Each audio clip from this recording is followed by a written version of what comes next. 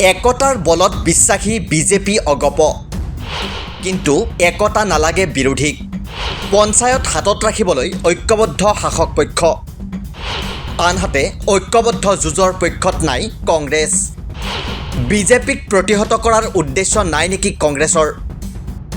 ৰাজ্যত ইতিমধ্যে বাজিছে পঞ্চায়ত নিৰ্বাচনৰ ৰণডংকা সাজু হৈছে ৰাজনৈতিক দলসমূহ কঁকালত টঙালি বান্ধিছে বিজেপি অগপই পঞ্চায়ত নিৰ্বাচনত মিত্ৰতাৰে প্ৰতিদ্বন্দ্বিতা আগবঢ়াব শাসক পক্ষই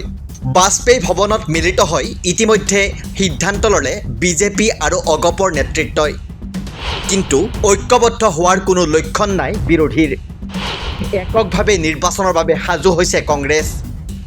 কংগ্ৰেছৰ এই স্থিতিত অসন্তুষ্ট ৰাইজৰ দলৰ সভাপতি তথা বিধায়ক অখিল গগৈৰ মন্তব্য বিৰোধী একেলগ হ'ব নোৱাৰাৰ অৰ্থ হ'ব পঞ্চায়ত নিৰ্বাচন শাসক পক্ষক উপহাৰ দিয়া পঞ্চায়ত নিৰ্বাচন এতিয়া বিজেপি আৰু অসম গণ পৰিষদে একেলগে খেলাৰ সিদ্ধান্ত ল'লে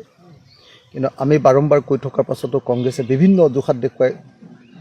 পঞ্চায়ত নিৰ্বাচনটো বেলেগে খেলাৰ সিদ্ধান্তৰ কথা ঘোষণা কৰিছে যদি পঞ্চায়ত নিৰ্বাচনত যদি এজেপি আৰু বিজেপিয়ে একেলগে খেলে আৰু আমি বিৰোধীবিলাকে যদি বেলেগকৈ খেলোঁ তাৰ অৰ্থটো হ'ব যে পঞ্চায়ত নিৰ্বাচনটোত আমি শাসক দলক উপহাৰ দিব খুজিছোঁ ফলাফলটো তেতিয়া কি হ'ব 2026ৰ কাৰণে বিজেপিৰ কাৰণে অধিক সুবিধা হ'ব সেইকাৰণে মই ভাবোঁ যে পঞ্চায়ত নিৰ্বাচন যদি অনুষ্ঠিত হয় বিৰোধীসকলেও ঐক্যবদ্ধভাৱে খেলিব লাগে ইপিনে কংগ্ৰেছে পঞ্চায়ত নিৰ্বাচনৰ বাবে বুধবাৰে এক চাৰ্কুলাৰ জাৰি কৰে ইয়াৰ জৰিয়তে জিলা পৰিষদৰ সদস্যৰ প্ৰাৰ্থী বাছনিৰ সিদ্ধান্ত জিলা কংগ্ৰেছ আৰু আঞ্চলিক পঞ্চায়তৰ সদস্যৰ প্ৰাৰ্থী বাছনিৰ সিদ্ধান্ত ব্লক কংগ্ৰেছৰ ওপৰত অৰ্পণ কৰিছে লগতে পঞ্চায়তৰ প্ৰাৰ্থী বাছনিৰ ক্ষেত্ৰত এইবাৰ প্ৰদেশ কংগ্ৰেছে হস্তক্ষেপ নকৰে বুলিও প্ৰকাশ কৰিছে ইপিনে কংগ্ৰেছে এককভাৱে পঞ্চায়ত নিৰ্বাচনত অৱতীৰ্ণ হ'লে ৰাইজৰ দলেও সীমিত সংখ্যক পঞ্চায়তত অৱতীৰ্ণ হ'ব বুলি জানিবলৈ দিছে দলটোৰ মুৰব্বী তথা বিধায়ক অখিল গগৈয়ে নিৰ্বাচন যদি অনুষ্ঠিত হয় বিৰোধীসকলেও ঐক্যবদ্ধভাৱে খেলিব লাগে আৰু যদি বিৰোধীসকলে ঐক্যবদ্ধভাৱে নেখেলে তেতিয়াহ'লে ৰাইজৰ দলে মাত্ৰ কিছু সংখ্যক আসনত নিৰ্বাচনত অংশগ্ৰহণ কৰি বাকী ছিটবিলাকত আমি বিৰোধী ঐক্যমঞ্চৰ প্ৰাৰ্থীবিলাকক সমৰ্থন দিবলৈ যত্ন কৰিম অন্যথা বিজেপিক সহায় কৰিবৰ কাৰণে কৰা কোনো প্ৰচেষ্টাক আমি কোনেও সমৰ্থন কৰা উচিত নহয় শাসক পক্ষৰ ঐক্যবদ্ধ ৰণনীতিৰ বিপৰীতে কংগ্ৰেছ তথা বিৰোধীৰ এনে স্থিতিয়ে এতিয়া বিৰোধী ঐক্যৰ ভৱিষ্যতক লৈও প্ৰশ্ন তুলিছে বিজেপিক প্ৰতিৰোধ কৰাৰ কোনো লক্ষ্য নাই নেকি বিৰোধীৰ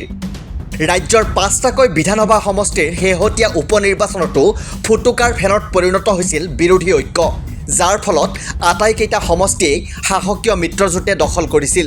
আনকি সুদীৰ্ঘ সময় কংগ্ৰেছৰ দুৰ্গ হিচাপে পৰিচিত চামগুৰি সমষ্টিও গৈছিল বিজেপিৰ দখললৈ কিন্তু ইমানৰ পাছতো এইবাৰ পঞ্চায়ততো এককভাৱে আগবাঢ়িছে কংগ্ৰেছ উপ নিৰ্বাচনৰ ফলাফলেৰেও শিক্ষা নল'লে নেকি কংগ্ৰেছে সমান্তৰালভাৱে আন এটা কথাও লক্ষণীয় 2026ৰ বিধানসভা নিৰ্বাচনলৈ মাজত মাত্ৰ এটা বছৰ থকাত অনুষ্ঠিত হ'ব পঞ্চায়ত নিৰ্বাচন তেনে ক্ষেত্ৰত পঞ্চায়ত নিৰ্বাচনত বিৰোধী একত্ৰিত হ'ব নোৱাৰিলে বিধানসভা নিৰ্বাচনলৈ কিমান একত্ৰিত হ'ব পাৰিব তাতো সন্দেহ আছে বিৰোধী ঐক্যৰ নামত বৈঠকৰ পাছত বৈঠক হৈছে কিন্তু তাৰ ফলাফল শূন্য বাৰে বাৰে ব্যৰ্থ হৈছে অসমৰ বিৰোধী ঐক্যবদ্ধ হোৱাৰ প্ৰক্ৰিয়া একতাৰ শক্তিক আগস্থান দিছে শাসক পক্ষই কিন্তু সেই কথা যেন কংগ্ৰেছৰ বাবে অৰ্থহীন বিগত 9 বছৰে ইটোৰ পাছত সিটো নিৰ্বাচনত ধাৰাবাহিক বিপৰ্যয়ৰ সন্মুখীন হৈছে কংগ্ৰেছ তাৰ পাছতো যেন বিজেপিক প্ৰতিহত কৰাৰ কোনো উদ্দেশ্য নাই কি উপ নিৰ্বাচন কি পঞ্চায়ত নিৰ্বাচন একত্ৰিত হ'ব নোৱাৰাৰ ফল বাৰে বাৰে পাইছে কংগ্ৰেছে গতিকে এইবাৰ পঞ্চায়তত অকলে অৱতীৰ্ণ হৈ কংগ্ৰেছে কি ফল দেখুৱাই সেয়াহে হ'ব লক্ষণীয় নিউজ ডেস্ক ৰিপৰ্ট দি ক্ৰছ কাৰেণ্ট